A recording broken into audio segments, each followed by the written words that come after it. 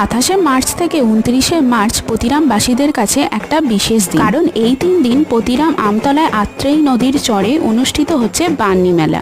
এই 3 দিন ধরে অনেক বড় করে এখানে মা গঙ্গার পূজা আর মহাদেবের পূজা করা হয়। এই সময় পুজো আর মেলার সাথে সাথে সবাই পুণ্য স্নান করে আত্রেই নদীতে। আগের বছর স্নান করতে গেলেও এই বছর আমার বেটুকে রেখে স্নান করতে যেতে পারিনি, তো ও গিয়েছিল, ও কটা ভিডিও তুলে এনেছে, সেটাই আমি তোমাদের সাথে শেয়ার করছি।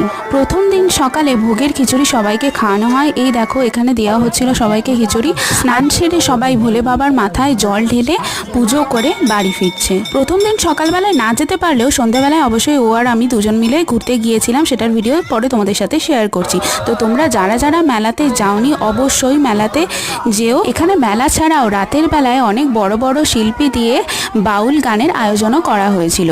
তো তোমরা কারা কারা এখানে স্নান করতে গেলে অবশ্যই জানিও।